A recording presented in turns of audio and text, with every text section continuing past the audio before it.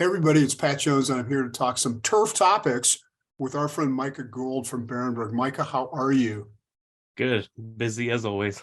Busy as always. So it's early summer out in the west, Mhm. and there's a lot of interest in what's going on in the fields. But we want to get some perspectives from you about that and about what's going on in the remodeling market. But first, tell me how you got in this crazy business, because it's always fun to learn how people move up through the ranks and end up as a key expert for a company like Barenbrug. Yeah, especially in the turf industry at large, I feel like everyone's story is a little unique. It is a box of chocolates, literally. So mine is a bit random too. So I actually started out Oregon State, um, and actually not even in turf management or anything horticulture. My degree was set to be sports turf medicine or sports medicine. Sorry. Turf is just always now in my head for everything. So get used to sports turf and all that. Um, so sports medicine was going to be like a athletic trainer essentially. And I saw the degree requirements as I was going to Oregon State from Chemeketa, so I transferred in and realized it required a master's. And I thought I don't want to be in school that long, so I got out and found the turf program at Oregon State, so I joined there. Well, ironically, I then pursued a master's within turf. So if I would have just accepted it, I could have actually not even been in this industry and gone through sports medicine, but just jumped into it by seeing actually a fellow kind of turf student. Didn't know at the time, but he's at a local golf course, and I saw some Facebook posts of him on a golf court or golf cart with his clubs, maintaining the grounds with his dog in the cart. I'm like, that looks fun. So that's what made me to jump into it. But it's been from Oregon State as an undergrad to the grad program, uh, then to the golf course. And so I started as an assistant after doing all the internships and everything. But then less than a year later, made the jump to the scene industry just from some connections I made from Barenbrug and the Oregon Seed Association while as a grad student.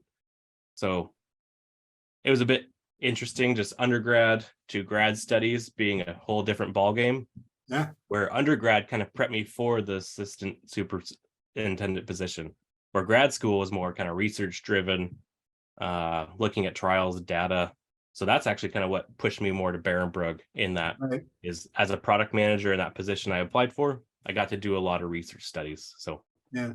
What do you tell young people who are interested, young turf professionals who are interested in making this transition into industry? Because there's a lot of opportunity for folks. What's your advice to them, having done it for yourself?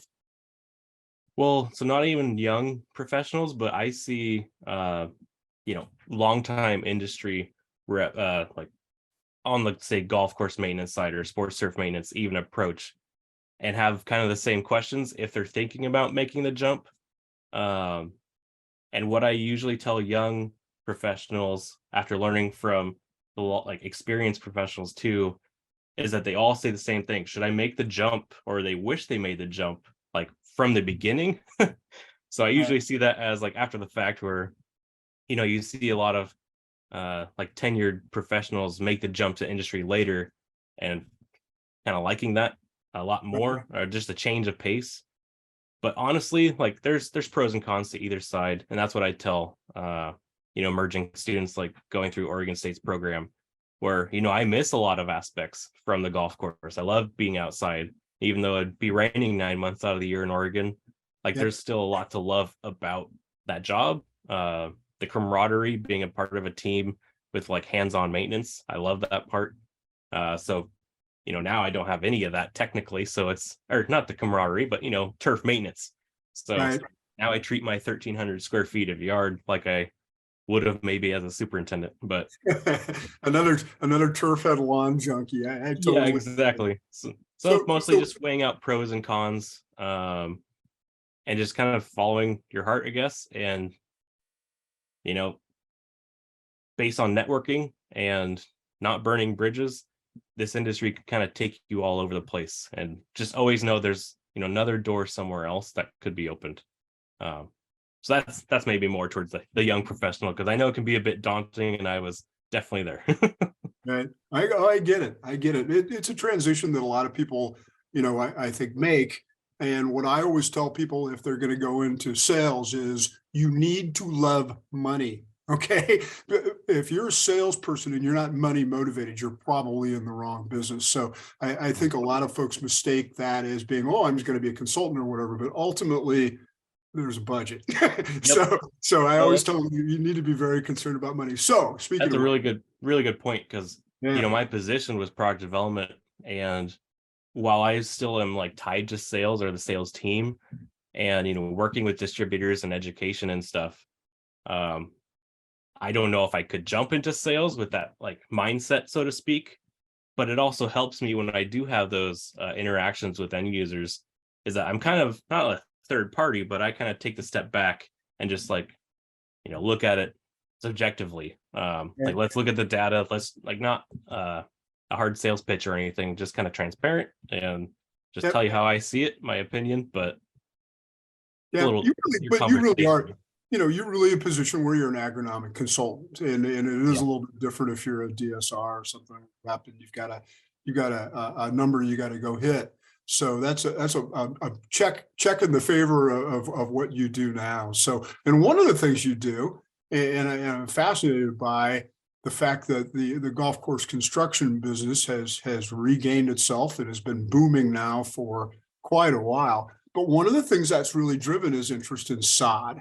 Mhm. And I think that the connection that you guys have to the sod production business is fascinating because a lot of your products, yes, Barenbrug is selling seed, but a lot of them are delivered in the form of high quality sod grown by your partners. Tell us about what is going on in the sod industry right now and how you recommend superintendents work with sod producers to get the best possible products. Yeah, so I mean, there's so many factors, but kind of just to go right off the bat, on my side, I would really, dive deep into the numbers side. So from a product manager to now market development manager, I would work more on, sales history, looking at demand, and working with our sod farmers through we have the Turf Producers Association, so kind of an organization that pulls all the sod growers together for RTF sod, HTT sod, as those programs specifically. Mhm. So in that entity, we're able to get projections pretty well. So we kind of look at the past, the future, see the trends, and that's honestly where we start to project out, 2 to 4 years down the road, honestly, for what we need from the production team. So we could Right. go to the farmers out here in Oregon, Washington, and other states to get the quality seed that we need for the future. But that also does impact golf course renovations. If we don't plan enough uh, for the future demand, if it's higher than what we expect, then you could either be short sod quality seed or just ultimately be forced to plant dirtier seed to get that those acres planted, or it might just go to a competitor based on the sod farm looking at their options for multiple products. Right. They're going to go what's in the best interest of their sod farm and their business too. So Right. So how far out? So if I'm a golf course superintendent or a sports field manager and I'm looking at doing a reno, how far out should I be thinking about my sod supply? for the actual superintendent, I mean, even as far out as a year in advance kind of helps. For us, it's a little, it's like steering a ship versus steering a little boat or a dinghy. Mhm. So they can make kind of quicker adjustments at the sod farm level. And again, to the superintendent, if they're communicating to the sod farm that they've ultimately picked, they know they want this sod farm, this product, or put, also have backups. Yep. Backups are definitely something you need to do because if you're looking at, a year ahead, you could be looking at all the acres that your desired sod farm. If you just cold call and see, hey, do you Right. have this, they might not, because from what I Right. see, they're growing every year and running out. So uh, build a relationship with a couple of them to yeah. start with. What do you, with your sort of primary partner on the side side, what do you recommend to turf pros that they do to make sure that that's the right partner for them and what questions they should ask and things like that? How do you develop that relationship? from the superintendent to the sod farm. Yes. So I mean, I can see it kind of going multiple ways, but in how I see it, kind of within our TPA association, so to speak, is there's a lot of word of mouth, first off, to even find the sod farm people want. And that's usually what drives a lot of it, where, a superintendent has this renovation they've gone through, they have a product, and, they're friends with all these other superintendents in the region. They maybe went to the same turf school. So that network, that word of mouth through the industry, super to super, is really critical to like driving, future product sales and just that word of mouth marketing. So that's usually where people get connected first or find some potential sod farms. Also, with the digital age we're in, people can find things pretty quickly and easily. So if they already know the product they want, they can see likely, as TPA is an example, if you want RTF sod, you can literally see all the sod farms that grow that product. They could call up said sod farms, they can make visits, tour the different properties, and sometimes there's some exclusivity to kind of like regions and stuff. But for the most part, it's up to the super. They can kind of pick who they want. Yep. And that's a long-term relationship probably building there. Yep. In the golf course side versus the sports turf side, the relationship might be a little bit different as far as like time. So, a superintendent from a golf course might have a renovation come up. They'll find their source, find the sod farm. That's that big project that occurs. That happens, that goes by. Maybe they still come back to, oh, this bunker needs to be replaced, or maybe they only did 9 holes. So they're coming back maybe for another 9 holes, doing installments like that. That's one avenue. But from a sports turf side, or that perspective, that might be a year-over-year relationship where they're turning over sod multiple times a year, or multiple fields from multiple years. Right. So that becomes more of a year-to-year thing, or a constant relationship for like a sports turf manager, where a superintendent might be by project, like case by case basis. That makes sense. So you're building that relationship one way or another, but oftentimes they're looking for a couple of things, and one might be something like HCT, where they're trying to fill in a lot of areas. That's typically looked at as sort of a lawn turf, but it's used for a lot of stuff. And then the other one obviously is RTF. So tell us about the typical uses for something like HCT in professional markets. Yeah. So HCT, I'd say, is most specialized even in the sports turf industry. So a lot of fields are spec to HCT, very aggressive, disease resistant. So it can be pushed pretty far south, surprisingly. So it bounces back to the traffic and you can get a lot more games out of it. So that's where it really goes into. But that can also be used for golf courses, obviously. Produces very little thatch, surprisingly, for the bluegrass it is. But it's mostly used on tee boxes, fairways, and a lot of driving ranges, honestly. So that's usually where we see the first, say superintendent wants to try HCT, and this probably happens for all products, obviously. But they want to test it out in their driving range. We'll give you the driving range, like kind of see how it does with, put it through the ringer, see how it does with all the divots just going crazy throughout, checking the recovery in that side. And that's usually where they're pretty surprised with the aggressiveness filling itself in, to where they could either just, divot it with sand, no seed, or some even kind of go in with like a HCT and RPR, get a little bit of quicker germination on that side from the seed perspective. But that's mostly kind of where HCT is used, I would say. RTF, just with mowing heights, it's not going to be mostly your fairway options, but a lot of surrounds and complexes. So tee box surrounds, and as we're kind of seeing more recently too, a lot of greens complexes, green surrounds around the bunkers. Even Omaha Country Club taking it as close up to the green as possible, where it's fescue bent grass. So it's pretty impressive to see stuff like that. That was a great story. And again, I've seen that product be used now by some really top level superintendents, but but with Eric at Omaha Country Club, it was a very, very thoughtful decision to go that route.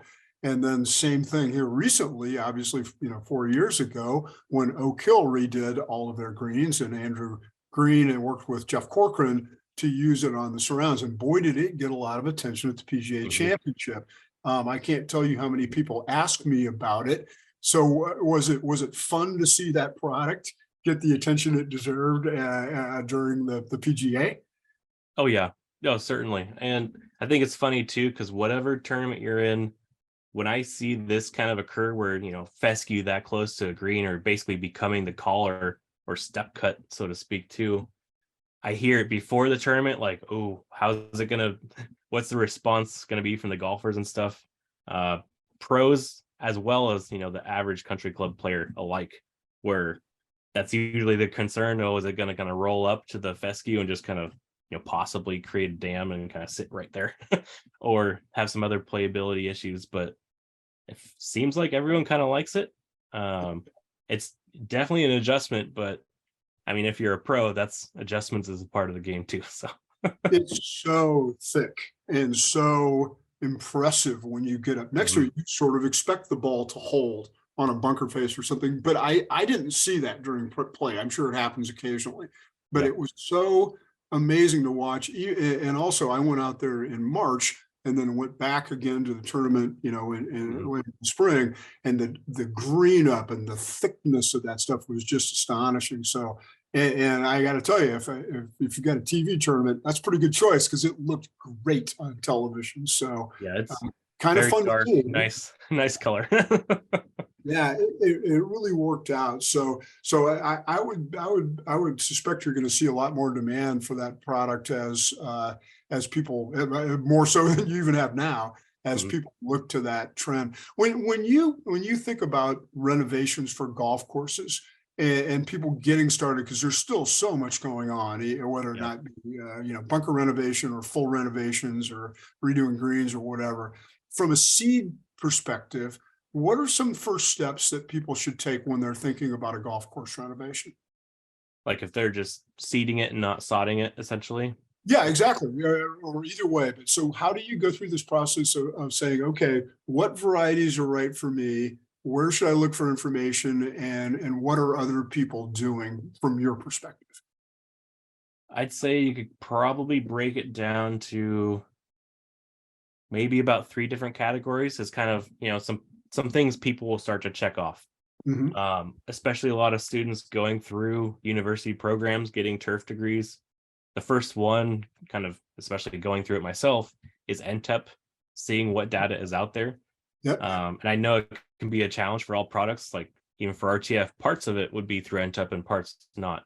But that's usually the first kind of, wave people will go through that they can just quickly do without, if you're more of a millennial, maybe you prefer like me to let me go check the internet first. Then I'll kind of get educated a little bit and then kind of reach out to others. So that's maybe the first stage, is see what does well in your area specifically. Mhm. And like we were saying before too, just the word of mouth aspect. So checking in with your peers as well. And usually that's constant. That's seeing friends, at GCSA meetings or trade shows, or just, local courses. If they have relationships where they're swapping equipment and stuff, they already kind of know what others are using around them. So they Right. might have things in the back of their head. They may confirm data through NTEP. But honestly, there's a really good relationship usually with the superintendent and their distributor as well. So, Great. Yeah. do they have a distributor that's a one-stop shop, or do they have like select distributors for different products and different maintenance practices to, fill the resources they need for that? But that's where we put a lot of time and energy too, is with the distributor. And with like what I would do in my position too, is, a lot of end user education, but as well as distributor training. So training Mhm. them on our products for if they haven't, utilized it as much. But what I find is some of these distributors are very knowledgeable in our product. So they've been selling it possibly for longer than I've even been at Barenbrug. So usually they teach me a bit more than I am teaching them in those But but examples. that's But where it's so important to listen, because they yep, really do know. And And the one thing I know about distributors is the good ones are in this for the long run. They're not just trying to sell you something and make some money and move on. They want to keep that relationship forever. So partnering with them and listening to them and challenging them to find the best information for you, always a good idea. Yep. Yeah, and usually people can kind of know if they've really got a good rep, and they're not trying to push things on them. They've got the experience, they've got a lot of examples and nearby courses as well that are kind of using the products. So it's again kind of maybe the distributor pointing people to, and hey, go ask this guy, go ask this guy. And they'll often carry multiple products. So it's usually less, on the seed side, there's not, too many distributors that are just this one brand. So they Right. usually have kind of the top brands from multiple companies. That's where it can be tough on our side as a seed supplier, trying to, what can we do to push our brand the best? But a Right. lot of the time it's that regional performance experiences people are having. So the best thing I can do is just, work on making sure our product fits the needs of that market the best. Right. So, It's funny because there are a lot of things that architects will spec in the process of doing a golf course renovation, but they generally look at seed as something they want the turf professional, the superintendent to have the say in, because they're going to have to live with it forever. Is that generally true, that you think the architects are more brand agnostic? I would say that's a pretty good assumption. Yeah. A lot of times though, there will be like architects kind of specking out certain things or options, but Mhm. even if they do spec something, the superintendent can ultimately kind of pick whatever he wants at the end of the day. Right. Or as we probably saw like around COVID and around 2021, mostly with all the seed shortages, you might not have the choice that you were hoping. Yeah. So like again, another tip to the superintendent is have those, backup plans possibly of you'd like this is your best, and make a cutoff for what you're not willing to kind of go down to, Right. or those could have long-term maintenance implications if there's a significant difference between what you're looking at versus in an extreme shortage, which shouldn't be too common. Right. uh, that's maybe more the outlier, but And speaking of which, it's sort of that time of year where the fields are being examined, and the supply mhm. is being measured for the future. How do things look for the next few years in terms of Barenbrug brands and the Jacqueline brands? Are you guys in pretty good shape? Yeah, so as far as availability in general, like a lot of the seed industry does have a good amount of carryover. I think kind of through COVID and everything, there was a lot of so much demand that everything kind of got bought up, or the seed quality with some pretty rough production years. Mhm. Supply wasn't coming in as much. There's extreme demand. So everything kind of just left, or so to speak, was used up. Or what was left over was too dirty to really use in some cases. So with the upcoming years though, and looking at production now, like we do have availability as we see like in the sheds and everything from multiple companies, not just ours. But what you're looking at this year is kind of a down crop too. So Mhm. it's a little different than COVID, where we also had kind of some production issues, but we didn't have any carryover. Now we have some carryover to help kind of mend that, which will help us. But we're looking at reduction in ryegrass, tall fescue production, mostly acres that weren't irrigated or aren't irrigated in general, like kind of banking on that spring rain that we get in Oregon, where Yep. we just kind of had nothing really, went almost straight to summer. It felt like had a lot of 80-degree days, 70s, 80s, dry, um, which they kind of need some of that to help kind of keep it going through spring. But I mean, even recently just had a downpour this last week. So that could then delay it even further. So long I've story been ta- short, yeah. yeah, I've been seeing talking some with production. people in the seed industry for 30 years now, and it never changes. Yep. It's always this, well, this is what's going to happen this year if this happens, and if we get spring rain, and if we don't. And it's evolved, but the Mhm. one thing that never changes is change. It's Exactly. always doing something. So One, go I was ahead. just gonna say too, like on the seed farmer, seed grower perspective, like they're nervous until they really start to see the numbers when combines are running too. Like they're seeing it come through the cleaner, and what's the dirt weight, what's the clean weight. Um, Even between those, there could be a lot of variabilities. So, from the distributor side and the end user side, they're all looking for answers. What's it going to look like? What's the outlook? Where we have kind of rough estimates for percentages off, possibly, and we honestly don't know until we start to really see the numbers come in. Even 2 years ago, we're like, yeah, it might be 30% possibly off, in some cases up to 50%. So it's a swing depending on even field by field and local environments. So Yeah. Well, like all things having to do with the turfgrass world, it changes, and it's affected by weather and everything else. So, okay. So I think I want you to just last question here is, if I'm a turf professional and I want to really find out about the turf grasses that are the right choice for my grounds, start with NTEP, talk to my rep.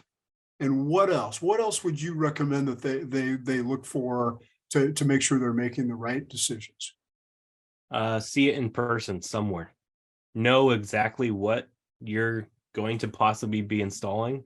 If that means going to, like a field day of a seed company, which we're actually trying to gear up for one next year, which Barenbrug historically hasn't had one. We're going to get back into that rhythm. And, whether it's your golf course down the road where they're growing that, see if you can go swing out there, check it out, and not just see it, but know the maintenance done to it in that particular scenario. How much fertility has it had? It could be all sorts of products, but whatever that might be, how is it being grown to produce that product there? And if you're looking to grow it yourself, have those same conversations with the sod farm.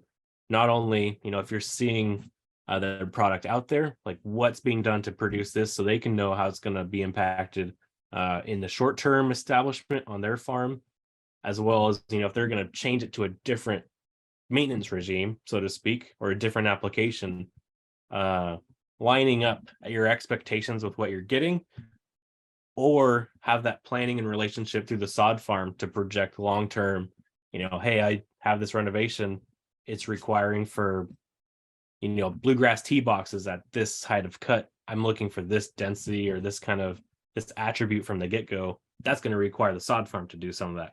So are they capable, and kind of what can you do from that perspective? So That's great advice. That really says it well.